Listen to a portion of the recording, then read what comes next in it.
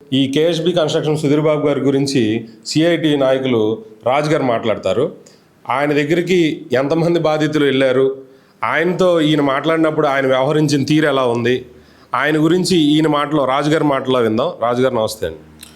నమస్తే అండి, నా పేరు విబి రాజు. నేను విజయవాడ సిఐటి తూర్పు నియోజకవర్గానికి ప్రెసిడెంట్గా ఉన్నాను. అలాగే బిల్డింగ్ వర్కర్స్ యూనియన్ ప్రధాన కార్యదర్శి. వాస్తవంగా నగరంలో బిల్డింగ్ కన్స్ట్రక్షన్స్ జరిగే మేము ఎక్కువగా అబ్జర్వేషన్ జరుగుతూ ఉంటాయి. సేఫ్టిఫికేషన్స్ అలాగే బిల్డర్ సంబంధించిన కొన్ని సంఘటనల్లో వాళ్ళ మీటింగ్స్ కూడా వెళ్తూ ఉంటాం. ఎందుకంటే కార్మికులు, భవన నిర్మాణ కార్మికులు ఎక్కువగా కష్టపడి పనిచేసేది బిల్డింగ్ రంగంలోనండి. అట్లాంటి కార్మికులు పనిచేసే క్రమంలో కేఎస్బి కన్స్ట్రక్షన్ సంబంధించింది సుధీర్ బాబు, ఆయన బిల్డర్ అని అంటారు, మరి ఆయన అన్నీ ఆయనే చేస్తారని చెప్పి అంటారు.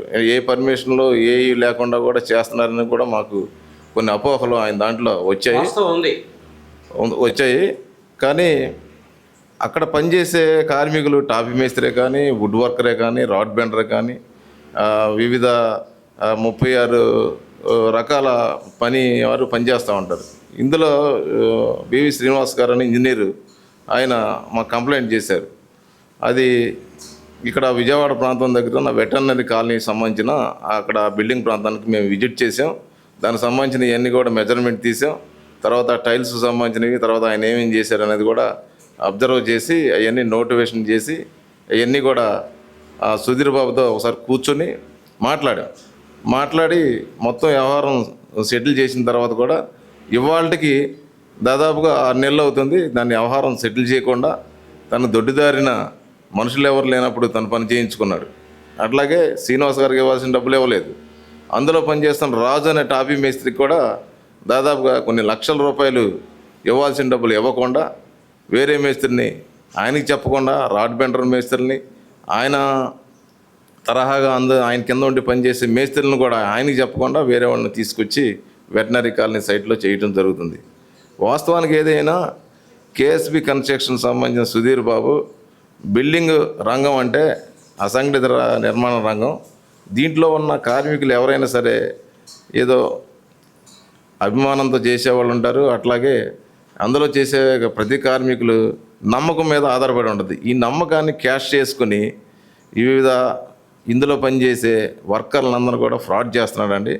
వర్కర్లనే కాదు, ఓనర్లని, పెద్ద పెద్ద గెజిటెడ్ ఆఫీసర్స్ని కూడా ఈయన మ్యానిపులేట్ చేసి దీన్ని ఈయన నగరంలో నేను అతి పెద్ద కన్స్ట్రక్షన్ కేసీబీ కన్స్ట్రక్షను, నా కన్స్ట్రక్షను బ్రహ్మాండంగా ఉంటుందని చెప్పేసి పెద్ద పెద్ద పోస్టర్లు వేసుకుని ప్రచారంలో ఉంటాడు. కానీ ఏ బిల్డింగ్ చెప్పినా కానీ ఏ బిల్డింగ్ ఈయన పూర్తి చేసినప్పటికీ ఆయన ఓనర్ ప్రశాంతంగా ఉంటాడు, ఆయన దగ్గర పనిచేసే వర్కర్లు కూడా ప్రశాంతంగా ఉంటారు.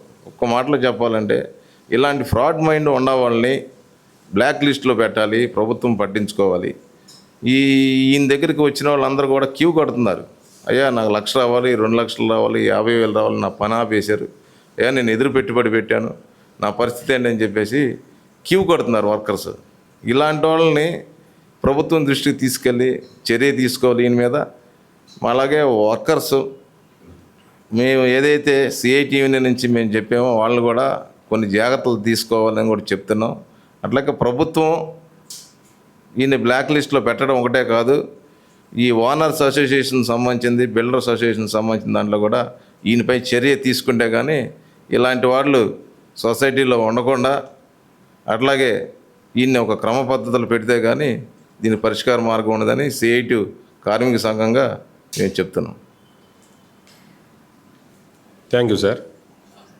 విన్నారుగా, ఇప్పుడు ప్రస్తుతానికి అతనికి 7 ఏళ్ళుగా తెలిసిన సివిల్ ఇంజనీర్ గారిని ఆయన ద్వారా బాధితులు ఆశ్రయించిన ఒక సిఐటి యూనియన్ నాయకుడితో నేను చెప్పింది ఎంతవరకు నిజం అనే విషయాన్ని విజయవాడ నగర ప్రజలకు తెలియజేయడం కోసం ఈ ప్రయత్నం చేశాను. అయితే ఇతరపై నాకు కొత్తగా కొంతమంది ఇతర సన్నిహితులుగా ఉన్న వ్యక్తులు నాకు కంప్లైంట్లు కొత్తగా ఇచ్చారు. వాటిల్లో ఇతను తాంత్రిక్ చేస్తాడని, ఇతను వచ్చిన ఓనర్లని సైట్లో వర్క్ చూపించి వాళ్ళని మనసులు గెలుచుకోవాలి కానీ వాళ్ళ ఫోటోలతో పేరులతో తాంత్రికాలు చేస్తూ వాళ్ళ వశీకరణాలు చేపిస్తాడని నాకు అతని దగ్గర పనిచేసి బాగా సన్నిహితం ఉన్న వర్కర్లు తెలియజేశారు.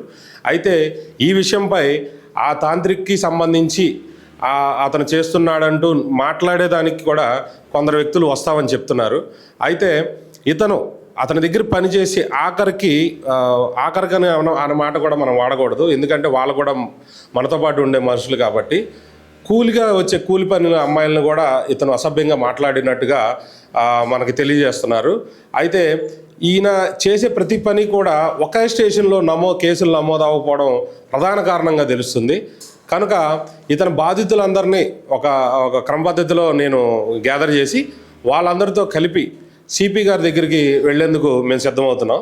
అయితే దీనిపైన పోలీసులు ఇప్పటికైనా చర్య ఎలా తీసుకుంటారో అనేది మేము వెయిట్ చేస్తున్నాం. Thank you.